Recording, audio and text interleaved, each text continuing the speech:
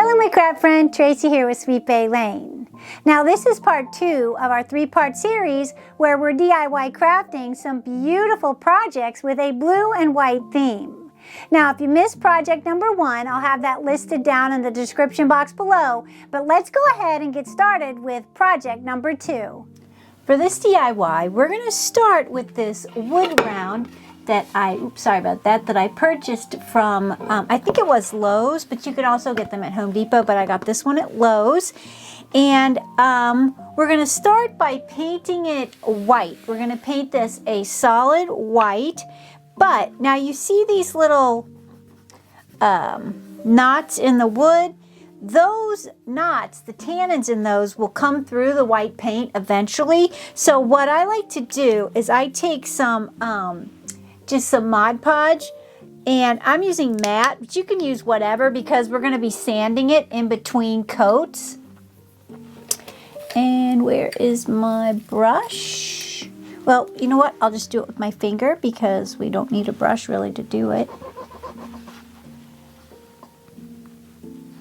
And you just run it, cover up those knots or any dark places that you wouldn't want coming through on your project.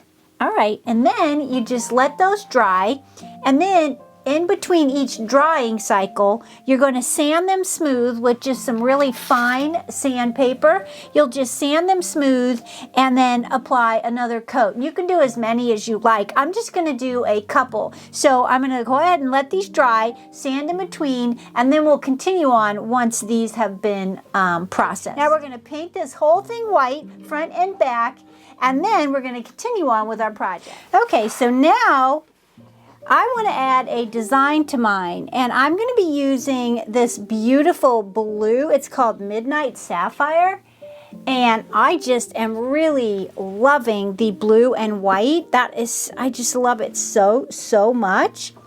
But first what we're going to do is we're going to take and we want to add a circle to the center of our piece. And to do that, I'm going to do it with painter's tape. So it's very simple. I've done this with another project I did back during the holidays, but I'm just going to take and tape all of this down, and then we'll continue on and I'll show you what we're going to do with it once we get that done. All right, now that we have our tape down, we're going to need a circle. Now you can just cut a circle, you could draw a circle. If you have like a fancy tool, you can do that. But I'm just going to use a simple plate that I have. And you can do this as big or as small as you like.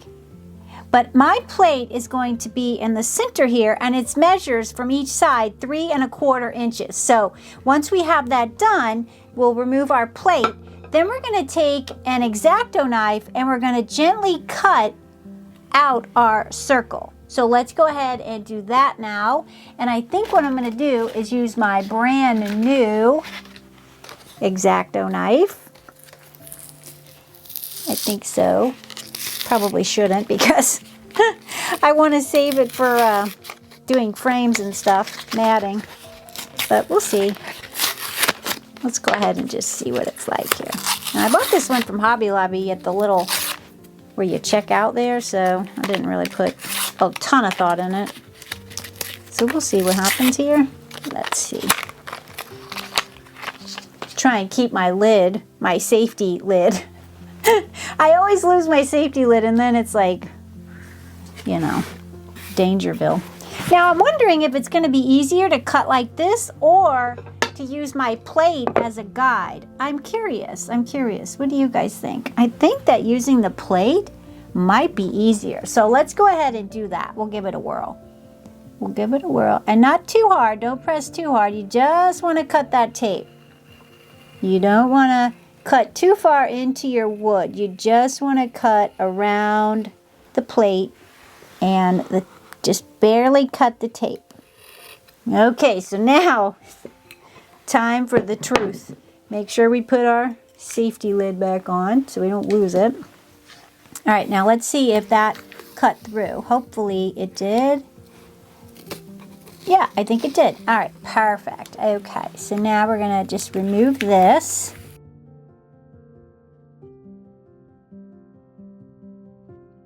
Now we have this cute little tape circle, which for some odd reason I'm fascinated with. But we're going to leave the circle because we don't want to get our design in the center. And for my design, I'm going to be using, hold on one second, I'm going to be using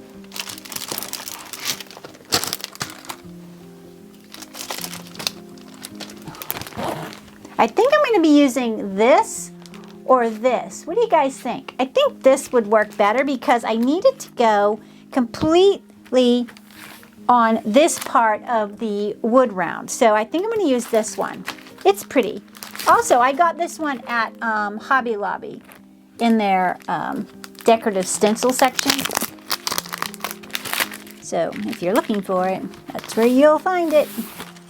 All right, so now we're going to take and just lay it down. This one's going to be a little tricky, but that's okay. We'll push right through it. And then we're going to just tape it down with some tape. All right, now we're going to take our blue paint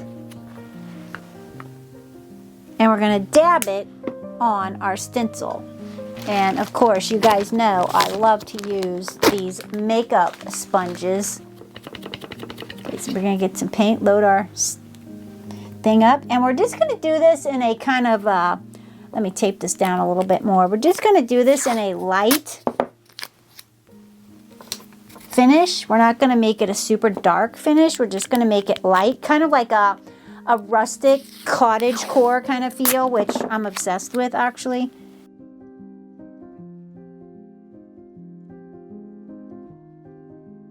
Okay, so now we're going to remove it and see where we're at.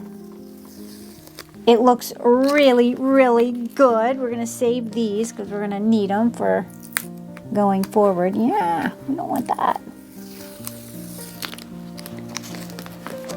Okay. All right, so now let's take this up gently. Oh my goodness, look at it. Do you not love it? I do. I do, I do.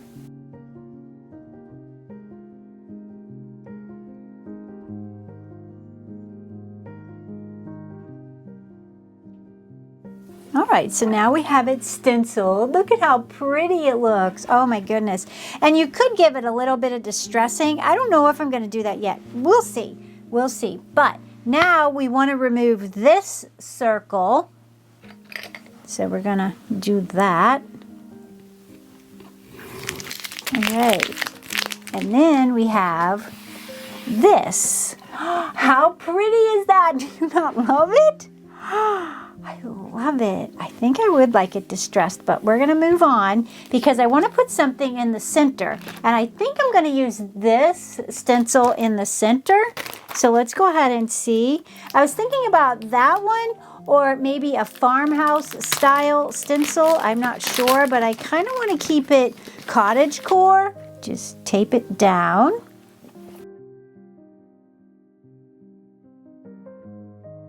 All right, so now we have that. We're going to take our sponge and we're going to just stencil our blue design. Okay, so now we have that done. Now we're going to remove it if I can make sure and not get blue paint where I don't want it. So we're going to just remove that corner. And then we're going to take and peel this up if I can get it. What do you guys think? Should I distress it or leave it as is? All right, you guys, I decided to give it a light sanding, and I'm so glad I did because look what it did. It drug some of the blue into the white, and it looks so like, oh my gosh, so beautiful. I just love it.